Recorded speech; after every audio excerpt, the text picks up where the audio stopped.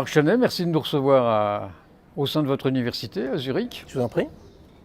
Donc, présentez-vous, dites-nous un peu ce que vous faites à Zurich. Bien, merci. Je suis professeur à la faculté d'économie de l'université de Zurich depuis maintenant 2003. D'accord. Alors, on vient pour un livre que vous avez écrit dans sa version originale en 2015. Et le titre, je crois que c'est ce titre-là, était le suivant: de la Grande Guerre à la crise permanente, la montée en puissance de l'aristocratie financière et l'échec de la démocratie.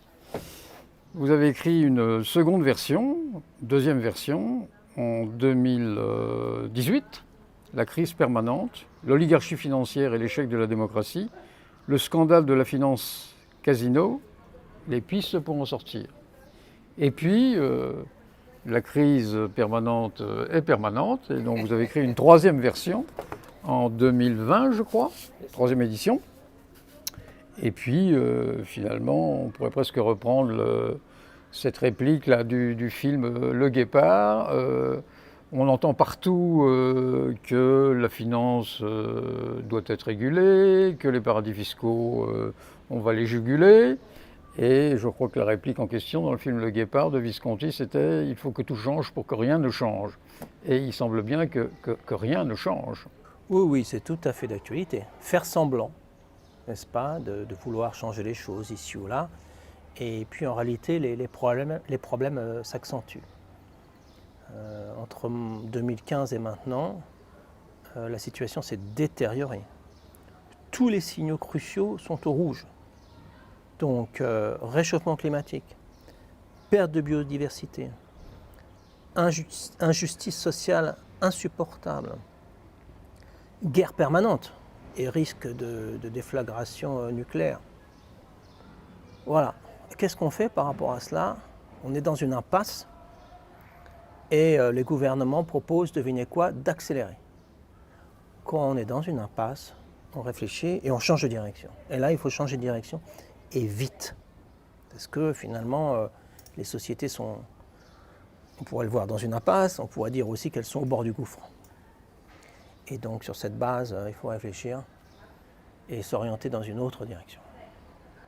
Alors vous parlez de gouffre, et au tout début de votre ouvrage, vous faites référence à l'immédiate avant-Grande Guerre, celle de 1914 donc, et vous faites appel à des personnes qui, justement, à cette époque-là, essayaient d'éviter le pire. Je pense à Roger Martin du Gard, que vous citez, mais aussi à Éric Maria Remarque. Et Martin du Gard, vous le citez, disait « Jamais l'humanité n'a connu un pareil envoûtement, un pareil aveuglement de l'intelligence ». Est-ce qu'on en est au même point maintenant avec cette religion de l'économie qui semble faire que finalement, quel que soit le gouvernement qu'on élit, eh bien, le programme économique sera toujours le même, immuable. Permettez-moi de continuer à citer Roger Martin du Gard, dans Les Thibauts. Nous sommes consumés par les faits. Nous savons distinguer les nuances comme des marchands et reconnaître les nécessités comme des bouchers. Nous sommes d'une indifférence terrible. Nous sommes grossiers, tristes et superficiels. Je crois que nous sommes perdus. Puis j'ai continué, moi, dans mon livre. Perdu, il l'était dans les tranchées, en un combat horrible et insensé. Ne le sommes-nous pas aujourd'hui? Donc c'était en 2015 et c'est toujours vrai maintenant. L'indifférence, la grossièreté, la tristesse et la superficialité caractérisent également les mercenaires de la guerre d'aujourd'hui. Et j'en viens à ces mercenaires, c'est une autre forme de guerre, mais c'est une guerre aussi. Donc là, j'ai cité un échange de SMS entre deux traders. Salut, salut, c'est la mort. Je cite, David de CS, Crédit Suisse, appelle au sujet des produits complexes, financiers complexes, des skew trades. Personne ne sait ce que c'est, peu importe. Je te dis, ils vont nous défoncer. Ce soir, tu as au moins 600 M. M, ça veut dire quoi? Mort? Non, ça veut dire millions. Donc voilà, c'est une guerre financière. Ce sont des paris à grande échelle, sur tout et n'importe quoi. mais en dernière instance sur la vie et la souffrance d'êtres humains. On parie sur tout, et certains gagnent des millions, voire plus, en quelques secondes. Et donc voilà, c'est la finance casino qui a pris le pouvoir. Effectivement, la démocratie n'existe plus vraiment, donc on peut voter à gauche ou à droite. En matière économique ou financière, on aura le même programme. Donc il faut rassurer les marchés, il faut les contenter comme un Moloch, et les marchés réclament des sacrifices humains. Et donc c'est comme si vous alliez au restaurant, en quelque sorte. Maintenant c'est ça la démocratie, vous allez au restaurant, vous prenez la carte, et puis vous voyez un seul plat. Alors je dis, mais on aimerait avoir un peu de choix. Mais, donc on vous répond, le garçon vous répond, vous inquiétez pas, vous pourrez choisir les condiments, un peu plus de sel, un peu plus de poivre, ou moins, mais le plat principal est décidé en haut. Voilà, ben voilà. Ça c'est l'état de démocratie aujourd'hui. Et ça c'est insupportable. Mais vous parlez de guerre financière.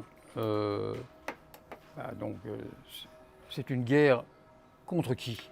Alors d'abord, contre le citoyen? oui, ça en dernière instance. D'abord, il y a des rivalités, bien sûr, dans le système. Donc, c'est une guerre que se livre telle ou telle banque parce qu'il s'agit de parier le plus vite possible contre des paris effectués par d'autres banques ou institutions financières, les hedge funds, les fonds spéculatifs. Bon, il y a beaucoup d'acteurs ici. Certaines institutions chutent. On a vu Crédit Suisse récemment, qui a été racheté par UBS, Lehman Brothers en 2008, faillite de Lehman Brothers. Mais en dernier instance, effectivement, c'est une guerre contre le commun des mortels. Parce que le système financier actuel permet une accumulation jamais vue dans l'histoire de richesses pour une toute petite minorité. À nos dépens. Donc la misère s'accentue, la pauvreté, et on nous dit qu'il n'y a pas d'autre solution, il faut accepter. Non, il ne faut surtout pas accepter. Il faut dire maintenant ça suffit. Il faut siffler la fin de la récréation. Donc la finance s'est développée dans les années 80 sous cette forme. Comment cette accumulation a pu se développer? D'une part, grâce à ces produits financiers complexes qu'on appelle les produits dérivés, qui sont des facteurs de pouvoir et de profit. Donc de pouvoir parce que justement ils sont complexes, donc personne ne comprend, ce sont des zones d'ombre. Et puis de profit parce qu'ils permettent de générer, ce sont des paris, donc des montants énormes à grande vitesse. Donc d'une part ces produits dérivés, d'autre part les vagues de fusion-acquisition qui sont développées dans les années 80. C'est justement la période où le néolibéralisme est monté en puissance, donc aux États-Unis avec Reagan, en Angleterre avec Thatcher, et même avant, devinez où, au Chili avec Pinochet, puisque les Chicago Boys sont allés conseiller Pinochet. Voilà. Puis c'est un système qui s'est développé au niveau international, un peu partout, avec la chute du mur de Berlin, même en Russie, c'était les mêmes recettes, entre guillemets, recettes du FMI qui devaient s'appliquer en Russie, on a vu le résultat de tout cela. Le système a volé en éclats en 2008 avec la crise financière. Donc là, le système était vraiment dans une impasse. Et encore une fois, au lieu de chercher une autre direction, eh bien, il y a une accélération des problèmes. Voilà. Donc on est confronté à cela et ça ne s'est pas amélioré entre 2023 et 2008. Donc c'est un système profondément corrompu auquel on a affaire. Alors je poursuis cette dynamique. Ce néolibéralisme a en partie muté vers un système dit libertarien, où tout serait possible. Donc ce sont des gens qui ne veulent entendre parler d'aucune régulation. Donc ils ont poussé le Brexit en Angleterre, ils voulaient mettre en place une sorte de Singapour sur Tamise, sans aucune régulation. Ce sont les Trump aux États-Unis, les Bolsonaro au Brésil, ils veulent tout faire sans aucune interdiction. C'est un système violent qui n'hésite pas à réprimer toutes sortes de critiques. Donc on est confronté à cela aujourd'hui.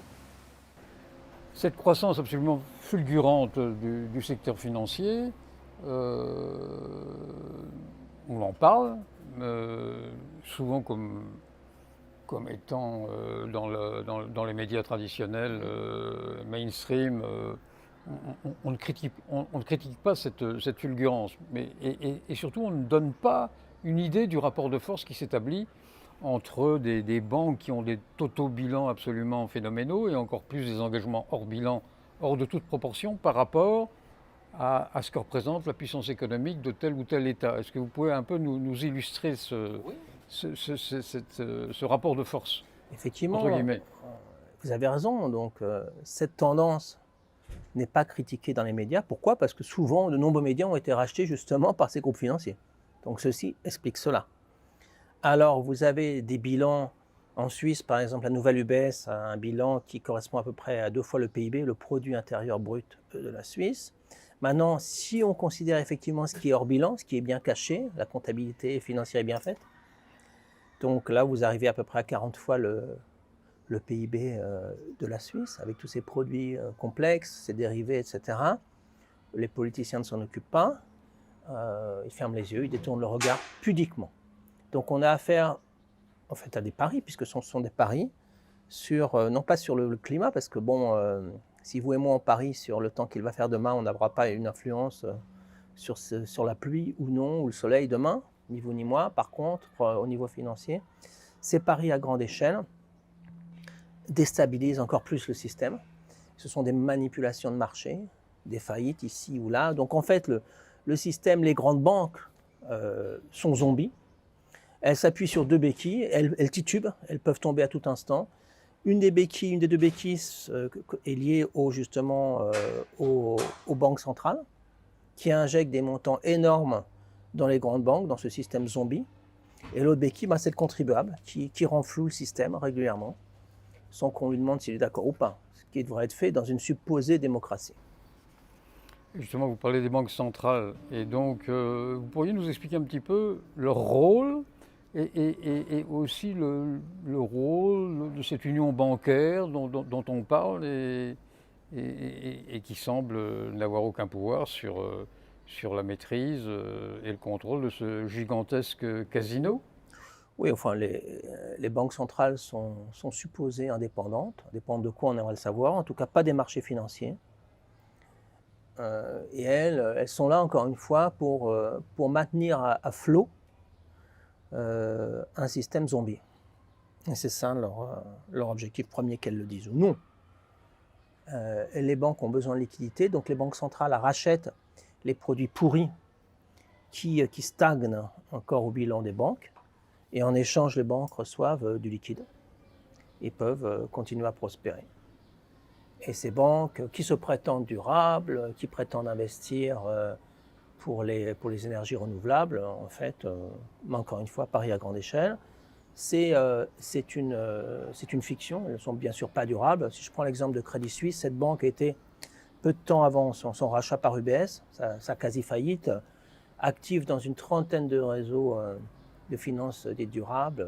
Tout était mentionné, tous les réseaux possibles étaient écrits sur cette liste. C'est une vaste plaisanterie. Les grandes banques sont actives dans les déforestations, au Brésil ou ailleurs, dans l'exploitation de l'Arctique, pôle Nord, parce que là, bon, ici on a peu de données, mais si on regarde la nuit avec des données satellitaires, si on regarde ce qui se passe au pôle Nord, on va voir beaucoup de lumière, comme à Paris ou à Bruxelles, par exemple la nuit. Et on va se dire pourquoi? Parce qu'il y a bien sûr beaucoup moins de personnes qui habitent au pôle Nord, dans l'Arctique, qu'à Paris ou à Bruxelles. Et la raison sera toute simple, c'est que vous avez des forages à grande échelle, recherche de pétrole, de gaz, etc. Qui finance ces forages? Eh bien, on retrouve, comme par hasard, les grandes banques, on retrouve BlackRock, etc. Qui, toutes ces institutions, bien sûr, prétendent être durables, etc. Donc il faut le savoir, il faut le dénoncer, et il ne faut pas participer à ce jeu, parce que c'est un jeu de dupes. Nos dirigeants nous expliquent souvent qu'ils sont chargés d'avoir une vision à long terme. Et en fait, vous expliquez, exemple croustillant à l'appui dans votre livre, que le court-termisme est vraiment la règle.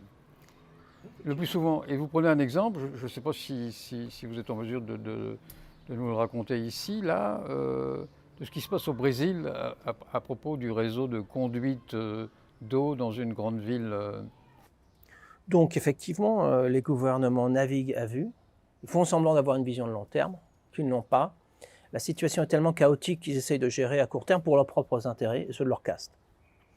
Donc effectivement, ici, tout à coup, il y a une guerre en Ukraine, il y a un débordement dans les banlieues en France ou ailleurs. Bon, ils gèrent, ils font semblant de gérer, ils font semblant de maîtriser ce qu'ils maîtrisent très mal, parce que le système est chaotique, et la moindre étincelle risque de faire exploser ici ou là le système.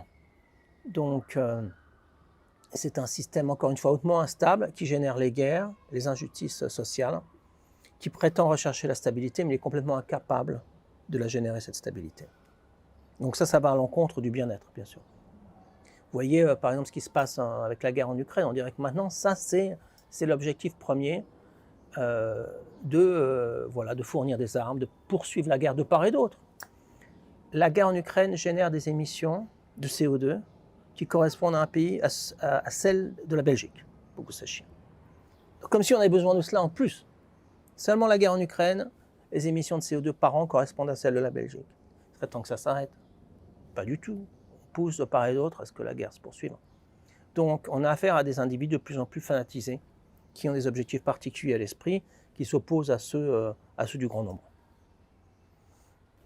On entend souvent les plus éminents dirigeants des plus grands pays au monde faire des déclarations qui peuvent, tant elles sont répétées, rassurer le citoyen ordinaire sur leur volonté véritable de lutter contre cette finance casino. Or, en fait, rien ne change. Et là, vous faites encore un parallèle avec ce qui précédait la période de la Première Guerre mondiale. Et vous faites allusion à un écrivain, Karl Kraus, qui écrivait ces années durant lesquelles des personnages d'opérette ont joué la tragédie de l'humanité. Finalement, est-ce que vous considérez que ces personnages d'opérette, là, contemporains, font la même chose et nous conduisent tout droit dans le mur? Oui, ce sont des personnages d'opérette. Comment les prendre au sérieux? Les Macron, les Biden, les Trump, les Bolsonaro ou les Poutine. Et tant que ça s'arrête tout cela, et tant que ça s'arrête, ils nous conduisent directement à la catastrophe et ils s'en moquent. Donc encore une fois, on a affaire à ils représentent un tout petit pourcentage de la population. Ce sont des gens qui ont des super yachts, des jets privés, qui ont des bunkers. Et puis voilà, donc on a affaire à des gouvernements qui prennent la parole pour nous rassurer. On peut les croire ou pas. Moi, je ne les crois pas. Et plus ils essaient de nous rassurer, plus ça sonne faux. Plus ils essaient de nous expliquer que la situation est sous contrôle, moins elle l'est. Donc, parce que si elle l'était, il n'y aurait pas besoin de le répéter, la satiété. Donc, à un moment, ça suffit. Bon, moi, je ne les crois pas et j'éprouve une grande méfiance par rapport à ces propos. Pourtant, quand on allume les télévisions, les chaînes d'infos en continu, on entend quand même certains de vos collègues, voire beaucoup, d'économistes qui ne semblent pas du tout inquiétés et ne semblent pas du tout remettre en cause ces personnages d'opérette. Non, effectivement. Pourquoi? Parce que vous avez dans le monde académique, donc, puisqu'on y fait allusion, deux grands groupes, on va dire, de professeurs, puis il y a des minorités bien sûr après. En particulier dans le monde de la finance dite académique. Vous avez ceux qui obtiennent des suppléments de salaire de la part des grandes banques, d'une part, et puis vous avez ceux qui aspirent à en obtenir, d'autre part. Donc il y a une petite minorité dont je fais partie, qui voit les choses différemment. À partir du moment où on reçoit des compléments de salaire de telle ou telle grande banque, il est clair qu'on ne va pas critiquer le système, on en profite. Et on se tait, on se cache dans son joli bureau, et on attend que ça passe. Voilà.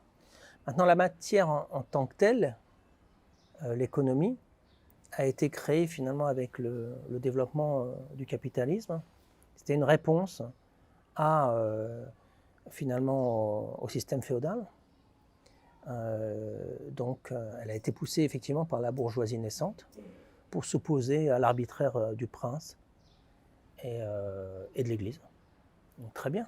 Maintenant, ce système est à bout de souffle. Donc, il faut sortir des paradigmes qui bloquent la réflexion en économie et bien comprendre que créer de nouveaux marchés, ou bien générer une croissance, excusez-moi, verte ou non, ne sont pas des solutions, parce que ce sont toujours les mêmes soi-disant solutions qui sont proposées par les économistes. Ici, vous avez un problème, on va créer un marché, et puis ça permettra de susciter, de générer une croissance verte ou non. Bon, marchandiser le vivant n'est pas la solution à nos problèmes. Donner une valeur à des espèces d'insectes, par exemple, ou d'animaux en général, c'est pas ça qui va résoudre le problème. Pourquoi? Parce que ce qui a de valeur n'a pas de prix. Donc il faut sortir de ce contexte standard pour réfléchir de manière différente, pour introduire de nouveaux paradigmes. Et donc il faut bouger ce carcan. Voilà. Et donc ne pas l'accepter tel qu'il est, faire bouger les frontières et les limites. Voilà. On entend souvent, sempiternellement, justement, les médias nous expliquer les marchés sont inquiets. Les marchés sont inquiets. D'abord, le citoyen lambda, il ne sait pas forcément qui se cache derrière ces marchés, et qui ces marchés. Et puis, entre autres choses très intéressantes que vous développez dans votre livre,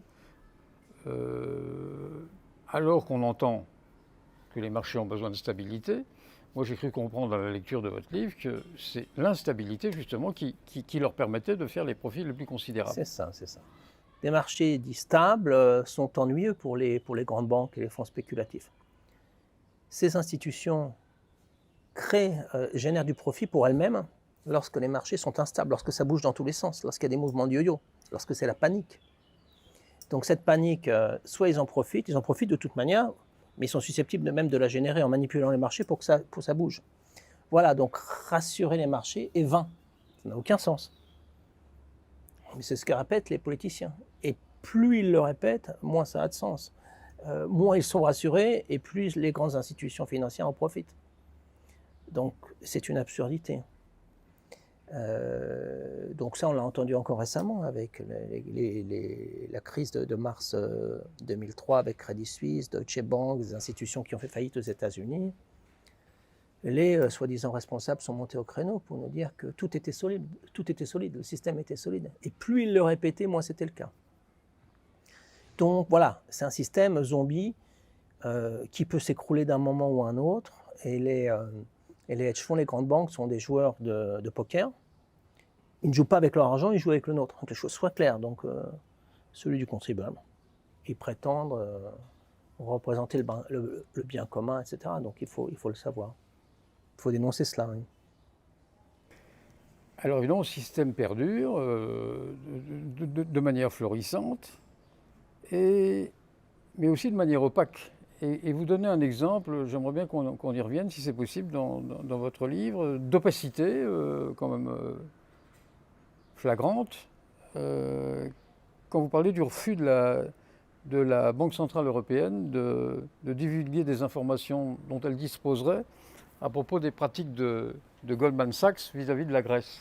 Oui, à l'époque, c'est un exemple parmi d'autres. Cette puissance des banques centrales, du système, mais qui est liée à l'opacité. Parce que si on savait, si les choses étaient claires, il y aura un rejet de ces pratiques. Et donc, ce qu'elles ne veulent pas divulguer, les banques centrales, de manière générale, c'est leur appui marqué aux grandes banques. Encore une fois, c'est la béquille, une des deux béquilles de ces grandes banques. Donc, elles les aident d'une manière ou d'une autre. Voilà, donc tout ce qui peut déranger reste secret. Mais dans le cas de Goldman Sachs et de son rôle en Grèce, si j'ai bien compris, la Cour de justice de l'Union européenne a elle-même, c'est quand même la justice, considéré que le rôle de Goldman Sachs et notamment comment s'appelle-t-il, j'ai oublié son nom, là, celui qui est devenu président de la Banque Centrale Européenne. Draghi ? Voilà, Mario Draghi. La justice a considéré que, bah oui, il ne fallait pas divulguer les informations que la Banque Centrale Européenne, dont la Banque Centrale Européenne disposait.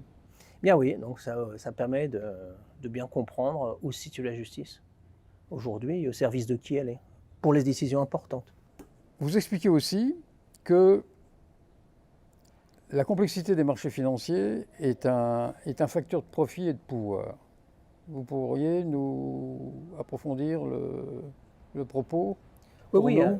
effectivement. Donc à nouveau, facteur de pouvoir, pourquoi? Donc, ces marchés sont tellement complexes qu'il faut différents savoirs pour commencer à les analyser d'une manière, y compris critique d'ailleurs. Donc ça peut être lié aux mathématiques, au droit, à l'économie, à la finance. Donc déjà, ça requiert un certain savoir ou des compétences.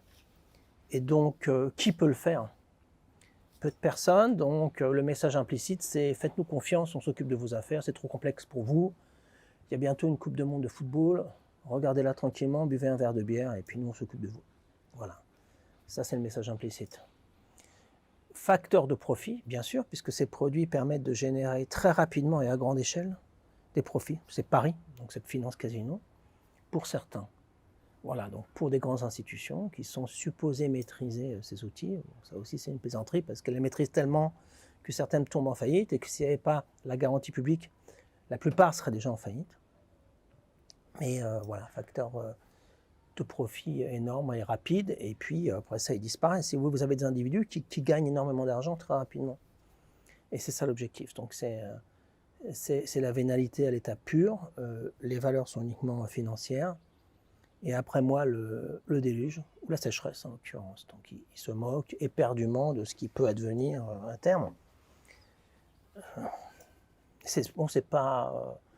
ce sont les faits qui le montrent. Parce que s'ils se préoccupaient du bien commun, bien on le saurait, on le verrait. Et c'est le contraire qu'on observe, malheureusement. J'aimerais avoir tort, hein, encore une fois. Derrière la finance casino, on utilise vis-à-vis des personnes qui tentent de comprendre des mots savants, des mots techniques, ces fameux produits dérivés, les CDS. Vous avez une manière d'expliquer la chose dans votre livre qui fait que chacun peut comprendre. Alors, ben voilà, expliquez-nous. Avec plaisir. Écoutez, on doit tous comprendre, puisqu'on paye tous la facture, d'une manière ou d'une autre. Voilà. Donc, essayons de comprendre. Donc, d'abord, le truc, c'est de mettre toujours des mots compliqués, effectivement, des expressions compliquées qui viennent de l'anglais. Donc, CDS, Credit Default Swap, personne ne sait ce que c'est. Et puis, on a envie, justement, plutôt de se rabattre sur une Coupe du Monde de foot, parce que c'est bien plus simple, et de boire une bière. Il faut comprendre, parce qu'on en pâtit d'une manière ou d'une autre. Les retraites sont diminuées, les gens vont au chômage, une précarité grandissante. Quels sont les rapports? Donc voilà, vous avez des produits financiers qui permettent de parier, par exemple, sur le défaut ou la faillite d'entreprise. C'est comme si vous et moi, on pouvait parier sur un accident de la voiture, lié à la voiture d'un voisin, par exemple. On ne peut pas. Les choses sont très simples, il n'y a pas besoin de milliers de pages de régulation pour les voitures. 2 phrases suffisent. Vous possédez une voiture, vous devez acheter une assurance auto, une et une seule. Première phrase. Deuxième phrase, vous n'êtes pas autorisé à acheter une assurance auto sur la voiture de votre voisin ou de qui que ce soit d'autre. Très bien, très facile. Là, en finance, vous avez des milliers de pages pour rien au bout du compte, parce qu'encore aujourd'hui, en 2023, on peut parier sur la faillite d'une institution avec laquelle on n'a rien à voir, ou défaut. Donc c'est ce qu'ils font à grande échelle. Ils parient sur le défaut de Crédit Suisse, ça a fonctionné, ça a rapporté des milliards récemment, en mars 2023, à un certain nombre de fonds spéculatifs aux États-Unis, en Angleterre et ailleurs. Ils choisissent une cible. Comme les grandes banques sont zombies, ils choisissent la plus faible. Ça a été Crédit Suisse cette fois-ci, demain ça pourrait être Deutsche Bank ou allez savoir où. Et puis ils appuient sur la gâchette. Donc pari à grande échelle. Donc je reviens à l'exemple de la voiture. Donc si on était autorisé à acheter des assurances auto sur n'importe qui, eh bien on choisirait la personne qui conduit mal, bien sûr, tant qu'à faire. Et puis on l'inviterait peut-être pour prendre un apéro avant qu'il fasse un long voyage en Espagne pour ses vacances. Un apéro bien arrosé, beaucoup d'alcool, tant qu'à faire. Puis peut-être qu'on manipulerait sa voiture avant son départ, parce que si on a le droit d'investir, non pas pour une assurance auto, mais 10 ou 100, rien n'est régulé dans le domaine de la finance, pas pour les voitures. Puis on aimerait tout de même générer un peu d'argent pour nos propres vacances, tant qu'à faire. Hein. Puis voilà, donc la personne aurait probablement un accident, et puis nous, on encaisserait 10 fois la prime, 100 fois la prime. Tout ça au nom de la liquidité sur les marchés financiers, du développement des marchés, etc. Le résultat de tout cela, quel serait-il? Bien sûr, beaucoup d'accidents, encore plus que maintenant. Et on n'en veut pas, et c'est interdit partout dans le monde d'ailleurs. On ne peut pas acheter une assurance auto sur quelqu'un d'autre, parce qu'encore une fois, il y aurait des incitations à manipuler les voitures, à trafiquer, à générer plus d'accidents. Donc ça, c'est interdit, c'est très clair. Par contre, en finance, comme c'est très complexe, et que peu de gens comprennent, ils en profitent, ils font ça exprès, les tenants de ce système, eh bien, ils peuvent se permettre de développer ce type de pratique. Donc voilà, on parlait de ces produits CDS, peu importe, regarde, voilà. C'est toujours le même astuce, 3 lettres, CDS, Credit for Swap, et il y a beaucoup de nombreux exemples qui viennent de l'anglais, et puis on accepte bouche bée, on dit ah oui, c'est bien, c'est moderne. Pas moderne, c'est une honte, tout simplement.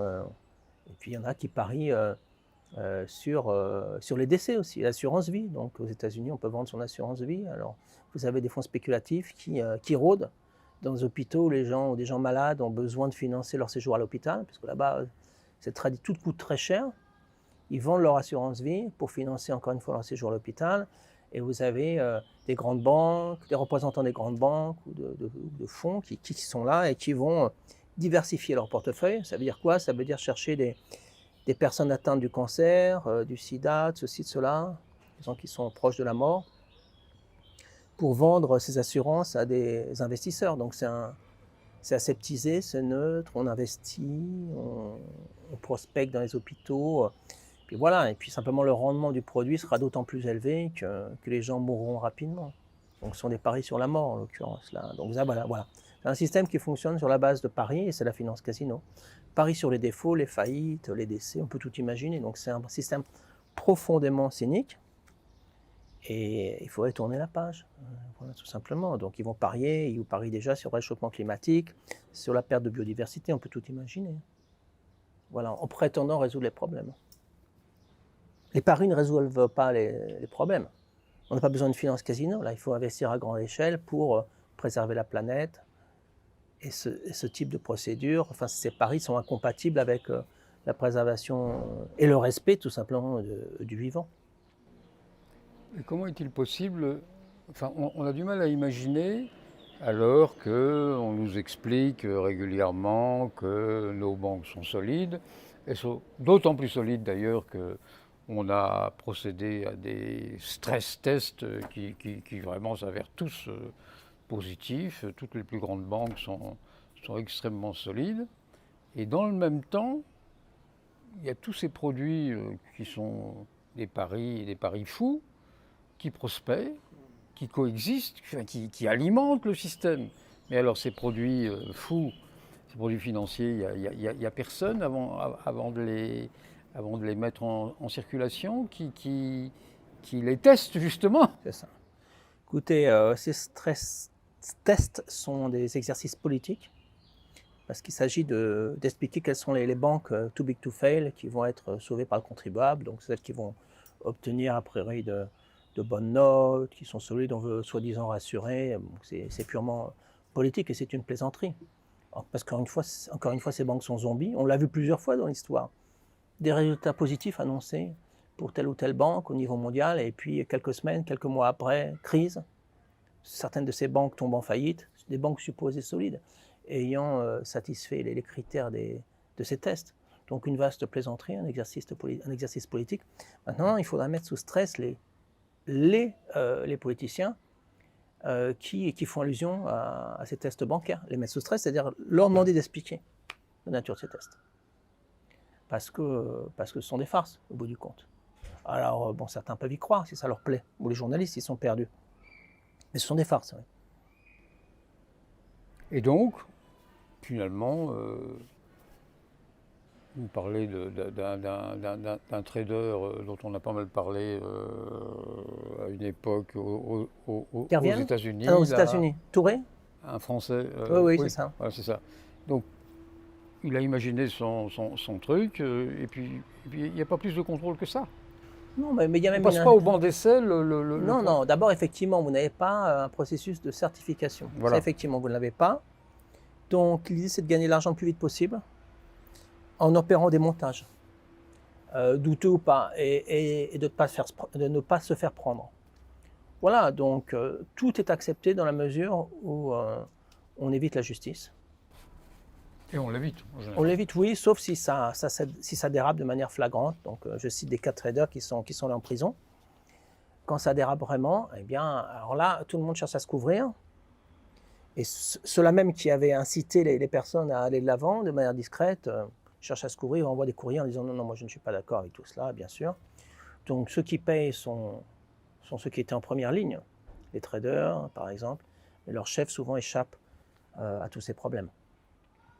Les responsables de grandes banques ont échappé pour la plupart à tout type de problèmes juridiques. Voilà, donc c'est gagner de l'argent, les montants les plus importants possibles, le plus rapidement possible. Voilà cette logique qui est bien sûr non durable, qui est incompatible avec le respect et la préservation du vivant sur cette terre. Parce qu'en fait, si je me fais l'avocat du diable, tout est contrôlé dans ce monde, il n'y a pas de problème. Les stress tests... Sauf les politiciens qui le déclarent. S'avèrent très bons.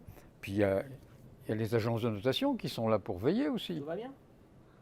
Les agences de notation, ben pourtant leur rôle est ambigu et sont Certainement. souvent en conflit d'intérêts. Bien sûr, elles avaient octroyé encore de bonnes notes à Lehman Brothers, la banque Lehman Brothers, quelques semaines et jours avant sa faillite. Conflit d'intérêts, bien sûr, parce que ces agences de notation sont rémunérées directement par la banque qu'elle analyse. Donc il suffit de donner une mauvaise note pour risquer de perdre les contrats. Moi, je suis prof, je ne suis pas payé par l'étudiant, il ne me donne pas une enveloppe à la fin du cours en disant bravo, merci, monsieur Chenet, on était content du cours. C'est pas comme ça que ça se passe. Les profs sont payés par le biais d'impôts qui sont eux-mêmes fournis par les parents ou payés par ses parents, par les parents, par les étudiants. Donc il n'y a pas d'incitation à donner de bonnes ou de mauvaises notes d'ailleurs. Mais non, encore maintenant en 2023, ces agences de notation fonctionnent comme cela. Donc elles reçoivent des montants de la part des banques qu'elles analysent. Donc on peut imaginer ce que ça veut dire. Une autre farce. Hein. Mais finalement, il ne faut peut-être pas trop s'inquiéter, puisque c'est encore un autre aspect des choses que vous traitez dans votre livre. Vous parlez de la crise et de la destruction créatrice. Et donc, finalement, la crise va nous permettre de résoudre les problèmes. Et vous faites d'ailleurs encore un parallèle, en parlant de la crise et de la destruction créatrice, avec certaines opinions qui étaient en vigueur avant la Grande Guerre. Ouais, effectivement, ce besoin de passer à autre chose avant la Grande Guerre, etc. Donc maintenant, on l'observe, la destruction à grande échelle du vivant, mais la création, la partie créatrice de cette destruction, on ne l'observe pas. Les espèces animales, les insectes qui disparaissent à grande échelle, où est la création? On observe la destruction, mais pas la création. L'instabilité, les morts dues aux guerres ici ou là, on observe la destruction, où est la création? Le système social qui détruit des emplois, où en crée-t-il exactement? Parce que c'était ça l'idée, hein. On détruit des emplois quelque part, on va en créer ailleurs. Mais là, on a un système qui va créer de l'emploi pour des individus soit très spécialisés, soit dans des branches liées éventuellement au tourisme ou ailleurs. Tout le développement de ce qu'on appelle l'intelligence artificielle, etc., va rendre caduque un certain nombre d'emplois. Donc, où se situe la création de nouveaux emplois? Donc, bien sûr, pour les informaticiens, les ingénieurs dans certaines branches, certainement. C'est-à-dire que c'est un système moribond dans le sens où le progrès technologique devrait nous permettre de moins travailler, de profiter de la vie. Actuellement, dans le cadre que nous observons, le cadre de la marchandisation du vivant, le progrès technologique crée la misère, parce qu'il crée tout simplement le chômage. Tous ceux qui ne sont plus aptes sont écartés. Et ils reçoivent quelques miettes. Donc c'est une autre manière de comprendre, de percevoir que le système est complètement décalé par rapport aux besoins de l'humanité. On aurait besoin d'utiliser tout ce progrès technologique pour le bienfait du plus grand nombre, pas pour augmenter le contrôle sur les populations, etc., et pour mettre au chômage ou dans la précarité de nombreux individus, parce qu'on va voir de plus en plus des gens qui travaillent quelques heures par semaine, et qui essayent de survivre, ça devient de plus en plus difficile, parce que leur travail aura été remplacé par des machines, des logiciels, des robots, etc. Inquiétant. J'en reviens au monde académique qui finalement est quand même bien sage hein, pour son extrême majorité.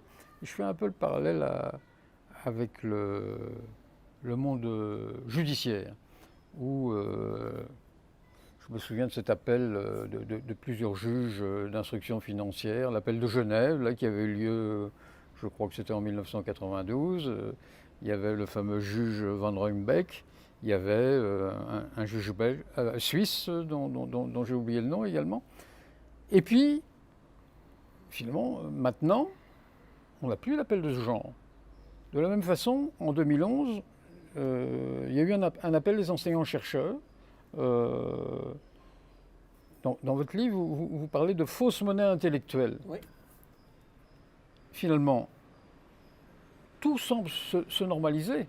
Il y a, vous le disiez tout à l'heure, avant la première guerre, il y avait un mouvement fort, pacifiste, etc. Mais là, on n'a pas l'impression que par rapport à cette toute-puissance du monde financier, il y ait de tels mouvements. Oui, oui, fausse monnaie intellectuelle. Donc le lien est fait là avec les faux monnayeurs de Gide. On a affaire effectivement à des individus qui propagent cette fausse monnaie intellectuelle. Encore une fois, concrètement, ça veut dire prétendre que les marchés, le développement des marchés et la croissance sont les solutions finalement à tous nos problèmes. Voilà, donc au bout du compte, ça, il faut le dénoncer. Ça a pu être la solution quelque part dans le passé. Aujourd'hui, c'est clairement un problème. Ce n'est pas la solution, c'est le problème. Propager ce type d'idées. Ce sont plus que des idées parce que c'est ce qu'on observe dans la réalité. Donc voilà, les appels restent sans effet pour le moment et il faut tout de même pousser, dénoncer et continuer à être actif d'une manière ou d'une autre. Vous allez même jusqu'à parler d'asservissement des élites. Oui, mais certainement. Et vous faites la comparaison avec le bouquin de Julien Banda, La trahison des clercs. Oui. En quoi ça consiste? Bien, effectivement. Bon, lui, il a écrit ce livre entre les deux grandes guerres, entre les deux guerres mondiales, et il a analysé cette trahison des élites, soit vers le fascisme, soit vers le stalinisme. Donc là, c'est une autre forme de trahison. Ce sont des gens qui ont bénéficié d'un système éducatif pour faire des études, pour aller le plus loin possible, et qui en profitent éhontément pour défendre un système moribond, dont ils profitent eux-mêmes. Donc tout va bien. Donc on a des élites qu'on observe dans la plupart des grands pays qui appartiennent à une caste et ils veulent tirer les marrons du feu. C'est ce qu'ils font de manière régulière. Bon, ça s'est mal terminé, cette trahison des élites. On l'a vu avec la Seconde Guerre mondiale, ce qu'appréhendait, ce que subodorait Julien Bernard dans son livre. Et les choses se déroulent mal, tournent mal actuellement. Et les élites sont à la botte, c'est ça. Elles se contentent encore une fois, d'avantages de toutes sortes. Et ça leur convient bien. Donc voilà, donc au sommet de ces élites, vous avez en économie, vous avez les soi-disant prix Nobel. Je dis soi-disant parce qu'il n'existe pas de prix Nobel en économie. Monsieur Nobel n'a jamais voulu octroyer un prix en son nom pour des chercheurs dans ce domaine, dans le domaine de l'économie. Il ne voulait pas non plus en mathématiques d'ailleurs. Les mathématiciens ont eu l'honnêteté de créer un autre prix, la médaille Fields. Très bien. Pour les économistes, alors là c'est plus subtil. Il s'agit du prix de la Banque de Suède en l'honneur de Monsieur Nobel. Octroyé comme par hasard juste après les autres prix Nobel, donc en septembre, juste après la détermination des autres prix Nobel. Donc les journalistes disent « Ah voilà, voilà le prix Nobel d'économie, maintenant ce n'est pas un prix Nobel ». Donc vous avez des individus qui sont placés sur un piédestal, des nouveaux papes de l'économie, chaque année, 1, 2, 3, 4, et qui influencent gouvernements et beaucoup de responsables dans ces domaines. Alors vous avez des gens qui poussent bien sûr, pas toujours, mais le plus souvent cette logique, plus de marché, plus de croissance. Et ça c'est la solution. Qui ont travaillé sur des concepts dits d'équilibre général. Mais qu'est-ce que ça veut dire? La société, l'économie est caractérisée par des déséquilibres permanents. Et vous avez des individus, des chercheurs, des professeurs dans le domaine qui obtiennent même un soi-disant prix Nobel, qui travaillent qui ont développé des résultats sur un équilibre général. On se demande s'ils vivent sur Terre ou sur la Lune. Il n'y a pas d'équilibre général. Il faut lutter justement contre ces déséquilibres permanents. Mais c'est une sorte de secte, plus une religion qu'autre chose maintenant d'ailleurs. C'est croire que on a affaire à des équilibres justement, puis que si on s'en écarte un peu, on y revient comme par miracle. Donc c'est une science qui se drape dans les habits, l'économie se drape dans les habits de la physique ou des mathématiques pour donner un aspect sérieux. En physique, vous avez cet aspect d'équilibre aussi, mais bon, ça a bien sûr tout à fait un sens. Là, en économie, bon, les marchés permettraient le marché serait en équilibre en principe. Voilà, et ça serait l'objectif. Et donc, vous avez voilà, tout des pans de littérature encore aujourd'hui, beaucoup de collègues qui travaillent sur ce concept, complètement irréaliste, puisqu'encore une fois, nous sommes confrontés à des déséquilibres malheureusement permanents. Alors, comment faire pour en sortir de ce système comment faire pour que ce soit le casino qui fasse faillite, quoi? C'est ça. Donc je pense que la logique de base est d'introduire des grains de sable dans la finance, dans les rouages de la finance casino. Alors, avec d'autres, j'avais essayé de pousser cette idée de micro-taxe sur toutes les transactions électroniques. Parce qu'on a un système qui chaque fois qu'il y a un transfert, récupère des montants. Qu'on le veuille ou non d'ailleurs. Elle existe cette micro-taxe, puisque si vous payez une carte Visa, pour ne pas la nommer, il y a 1 ou 2% qui vont pour cette société. Vous effectuez les transactions, quelles qu'elles soient, là aussi, il y a un pourcentage qui va vers la banque. Donc l'idée, ça serait de récupérer ces montants. Les transactions correspondent à électronique. Tout ce qu'on fait avec un téléphone, un ordinateur, une carte de crédit ou de débit correspondent à 150 fois, 200 fois le PIB mondial. Donc l'idée, c'est d'introduire des grains de sable. Ça serait un casus belli. Ça serait une déclaration de guerre au système financier parce qu'il profite de cela. Vous savez, c'est comme au Moyen-Âge. Lorsqu'on franchissait un pont, on devait payer quelque chose. Hein. Là, c'était visible. Là, ce n'est pas le cas. Vous avez des montants énormes, 10 à 20% du PIB annuel mondial, du produit intérieur brut mondial, qui va pour des institutions financières parasites qui profitent du fait qu'elles organisent ces échanges électroniques. Donc ça, c'est une chose. Et puis, de manière plus globale, comme tous les signaux cruciaux, vitaux sont au rouge, j'y faisais allusion, donc perte de biodiversité, réchauffement climatique, injustice sociale flagrante, insupportable, etc., etc. À un moment, ce système va s'arrêter d'une manière ou d'une autre. Parce que l'air que l'on respire deviendra justement irrespirable, fera trop chaud, on n'aura plus assez d'eau, le prix de l'énergie sera trop cher, sera trop élevé. On peut imaginer différentes possibilités. Déjà, la chaleur, l'été ralentit énormément le travail. La Covid, effectivement aussi, cette pandémie ne tombe pas du ciel. La fréquence de ces maladies augmente, de ces pandémies, justement, parce que la biodiversité baisse. Donc on sera à l'avenir de plus en plus confronté à ce problème si on ne réagit pas. Donc d'une manière ou d'une autre, à un certain moment qu'on ne connaît pas, le système va s'arrêter. Faute de combustible humain, parce qu'il va manquer quelque chose dans ces rouages. Et donc, autant le préparer de manière posée, calme, à un moment dire, voilà, on s'arrête et on réfléchit. Parce que tout le monde court sans savoir exactement où on va. Donc, au lieu de courir, on va s'arrêter de courir, on va réfléchir. On va stopper cette machine folle qui s'emballe et qui risque de nous broyer, et qui nous broie en partie déjà. Et pour la réorganiser de manière différente. On a besoin d'une autre machine qui respecte l'humain. Donc cessons de courir, faisons-le encore une fois de manière posée, de manière organisée, avant que ça nous tombe sur la tête, une fois de plus. Et imaginez, si on s'arrête un moment, parce qu'il n'y a plus de soldats, il n'y a plus de guerre, s'il n'y a plus de production d'armes de destruction massive ou autre, on ne pourra que s'en féliciter. S'il n'y a plus de production de pesticides, tant mieux. Qu'on réfléchisse à ce qu'on veut pour nous, pour les générations futures, pour les enfants, les petits-enfants. On veut les faire vivre dans un monde comme cela ou on veut autre chose? Pas des questions tout à fait basiques. Et que ceux qui sont contents de la situation actuelle le disent clairement, qui expliquent pourquoi, et que ceux qui veulent autre chose s'expriment. Voilà. Donc, solution toute simple, semble-t-il. Arrêtez cette machine folle. Je reviens à ce que vous évoquiez en matière de taxation des transactions financières élargie à toutes les transactions numériques, toutes, quelles qu'elles soient. Et donc vous montrez bien qu'on arrive à des enjeux considérables, supérieurs à tous les impôts collectés, qu'il s'agisse de la TVA, des impôts sur le bénéfice, sur le revenu des personnes physiques. Et pourtant, on en parle très peu. Et même chez des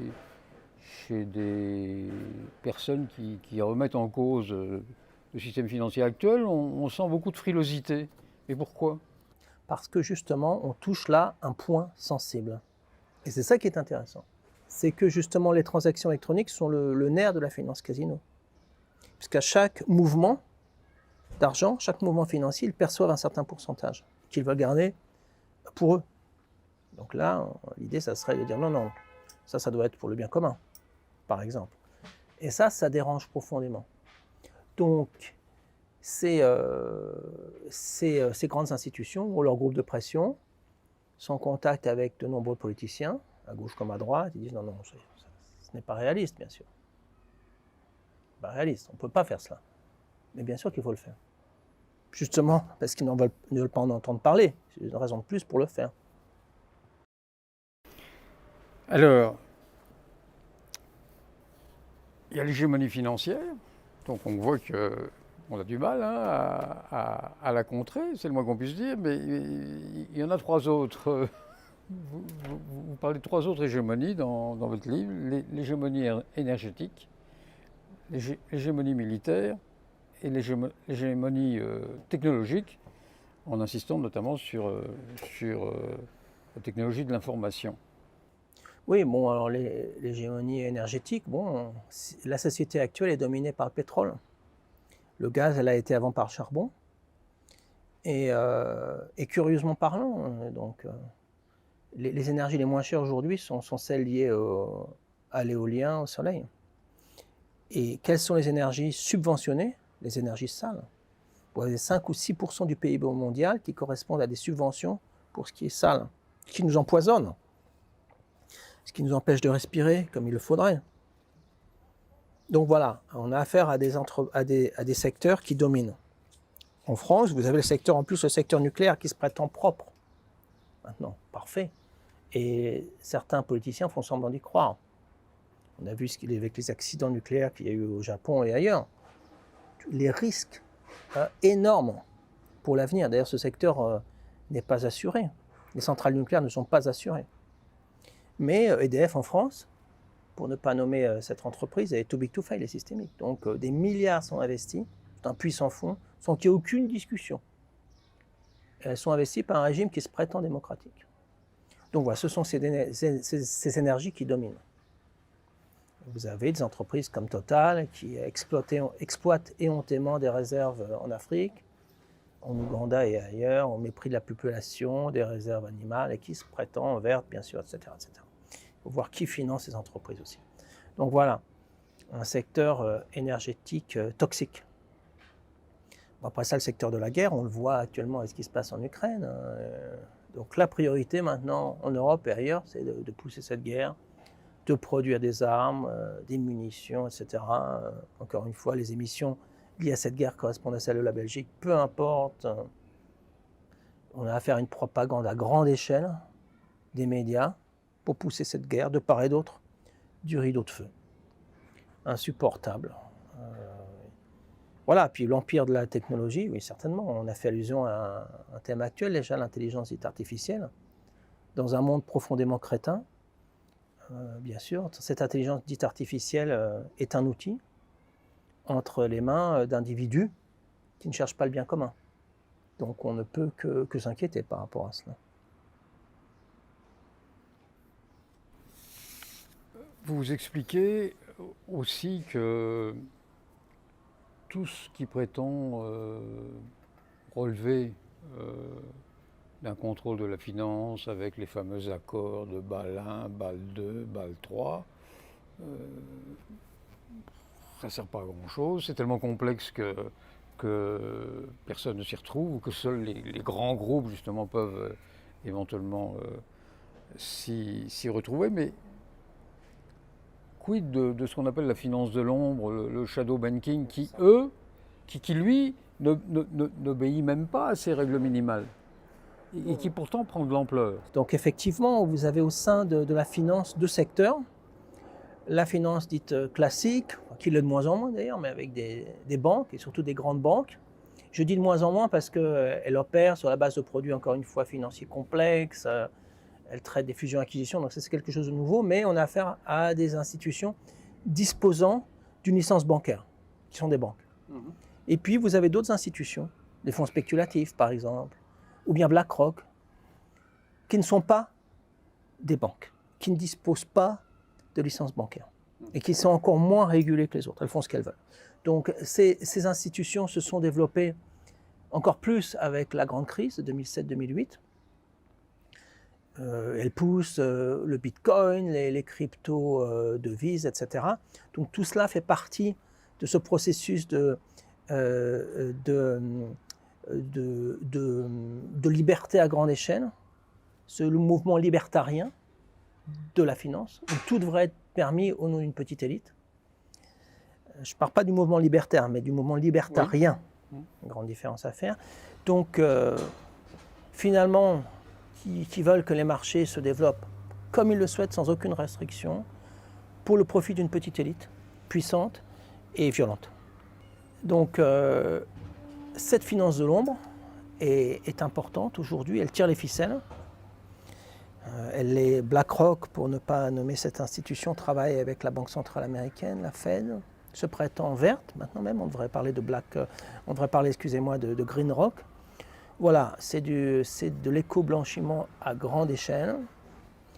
Elle finance aussi certaines institutions académiques, elle est partout. Donc la démocratie n'est plus que l'ombre d'elle-même. Donc pas de régulation.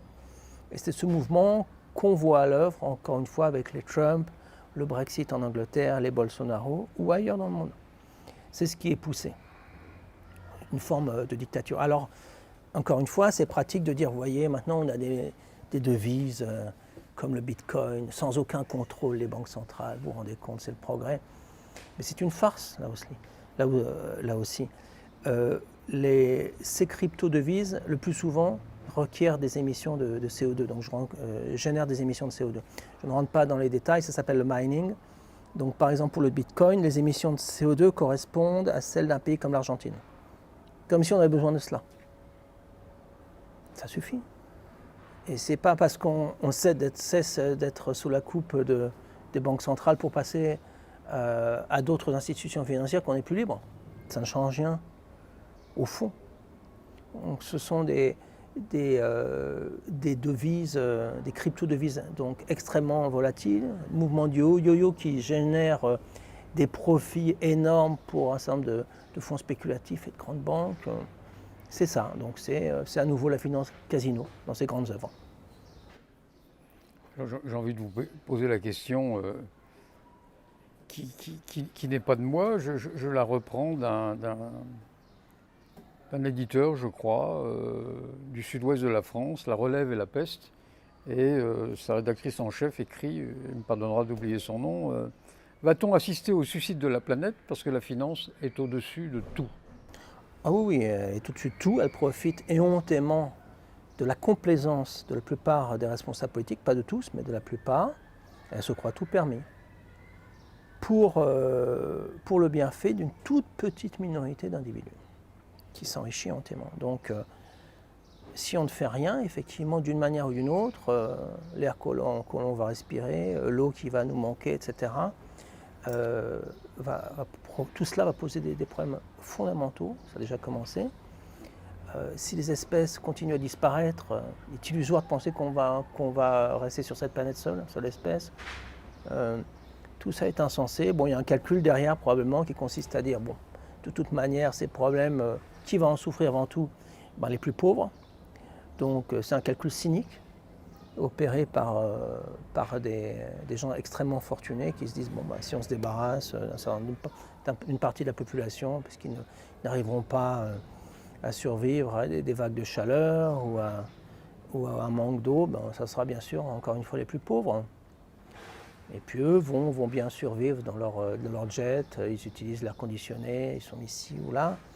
Et puis ils pensent que certainement les progrès de la technologie permettront de remplacer à bon escient une partie de la population. Donc il faut réagir, il faut le savoir parce que ce n'est pas une théorie, c'est ce qu'on voit pratiquement. Encore une fois, la chaleur génère énormément d'accidents pour justement ceux qui travaillent de manière précaire. Donc la construction, par exemple dans les pays du Golfe, énormément de morts. Par exemple avant la Coupe du Monde et maintenant encore avant la Coupe du Monde de football au Qatar. Dans l'industrie textile en Inde, on a parlé aussi des livreurs souvent d'UPS, c'est un exemple parmi d'autres. La récolte de la canne à sucre en Amérique latine. Vous avez là des gens précarisés qui souffrent énormément. La chaleur monte, ça génère des insuffisances rénales à grande échelle, des accidents, des morts. Donc voilà, mais c'est pour l'élite entre guillemets qui dirige, c'est quantité négligeable. C'est une oligarchie.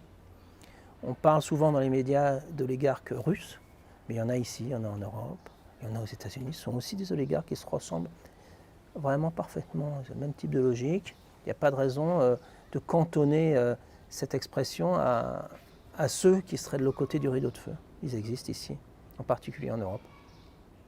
Donc voilà, cette logique est préjudiciable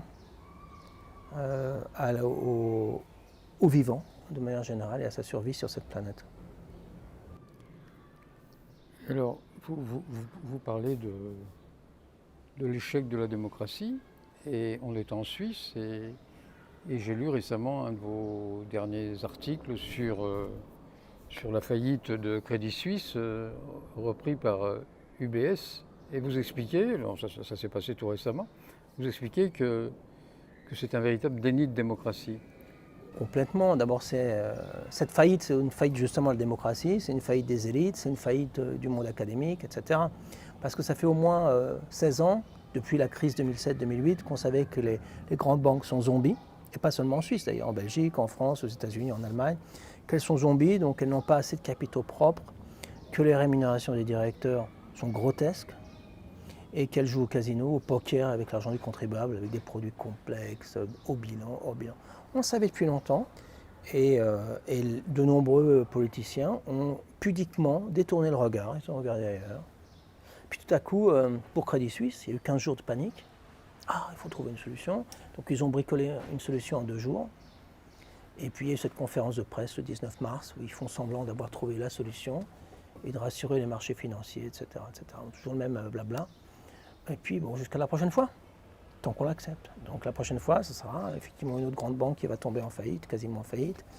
Pour la Suisse, il n'y a plus beaucoup de fusibles parce que l'UBS a racheté la SBS, une autre grande banque à l'époque, à la fin des années 90. Maintenant, elle a racheté le Crédit Suisse. La prochaine fois que l'UBS sera quasiment en faillite, comme en 2008, qui va racheter cette banque? Une banque régionale? Certainement pas. Donc ça va créer de la pauvreté en Suisse, l'inflation à grande échelle, et puis les directeurs de ces grandes banques vont quitter la scène de la finance casino, le tapis vert, les poches pleines d'argent, encore une fois, et puis ils iront sévir ailleurs.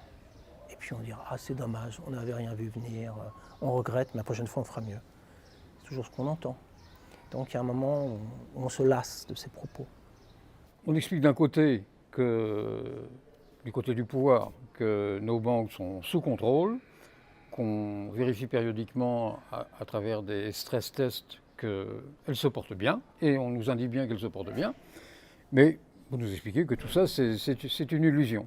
Mais une illusion qui donne lieu à de nouveaux frais, à des frais importants pour communiquer.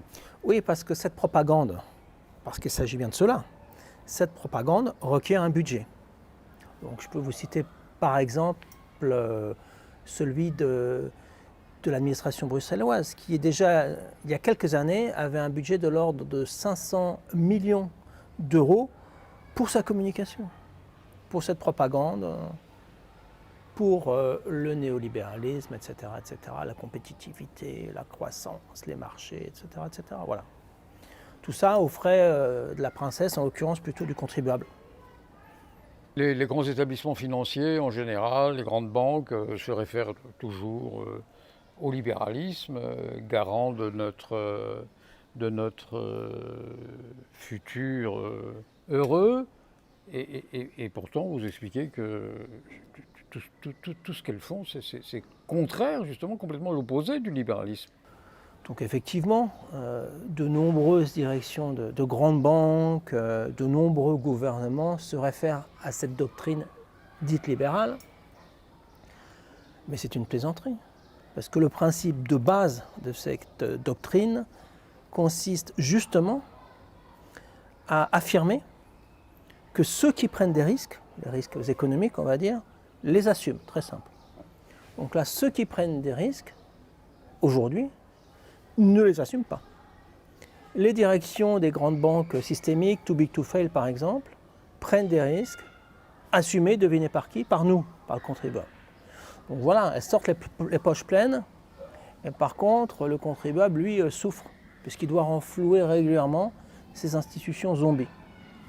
Il n'y a pas que les grandes banques, vous avez EDF en France, voilà, donc des institutions qui sont systémiques, que le contribuable renfloue régulièrement. Tout ça, bien sûr, au nom du libéralisme. Donc c'est une vaste plaisanterie. Et les partis dits libéraux devraient réfléchir à deux fois. Ils devraient relire leurs textes de base. Ceux qui se prétendent libéraux donc, devraient les relire. Et pour comprendre que ce qu'ils font s'oppose directement à cette doctrine.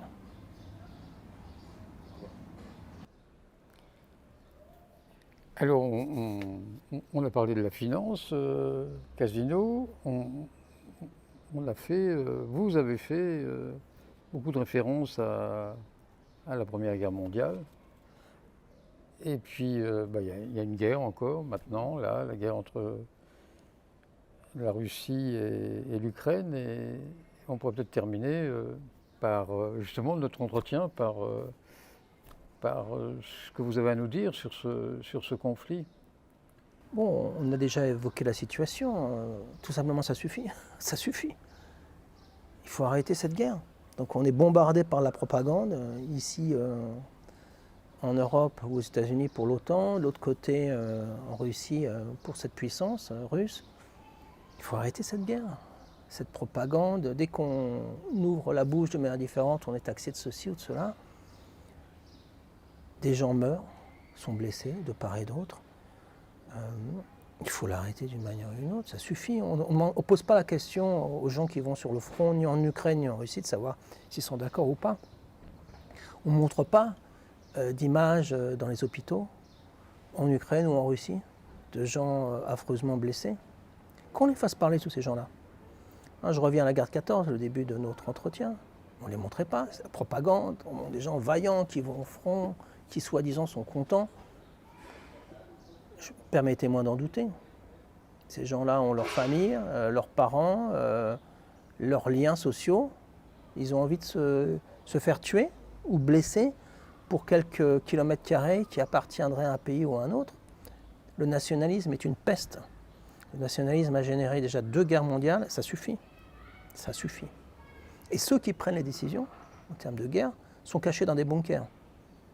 Et ça, c'est un mauvais signe. Parce qu'ils ne sont pas au front, tous ces gens-là. Ils envoient les autres au massacre. Mais eux n'y vont pas, ils sont occupés, bien sûr. Donc, à partir du moment où ceux qui prennent les décisions ne subissent pas les risques, c'est déjà très douteux. Donc, arrêtons cette guerre, ça suffit. Concentrons-nous sur les problèmes actuels, donc justement les guerres, le réchauffement climatique, etc., pour trouver des solutions de manière constructive. Cessons, arrêtons cette machine folle qui broie l'humain à grande échelle. Et une des solutions, en dehors des solutions techniques, c'est, dites-vous, réanimer la démocratie. Comment faire?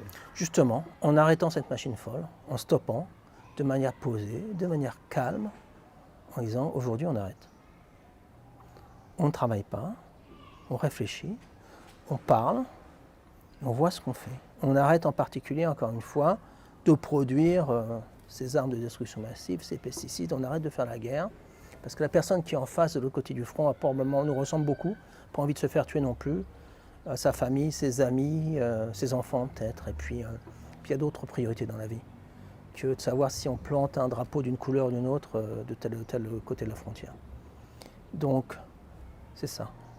On cesse d'alimenter cette machine qui est en roue libre et qui nous broie.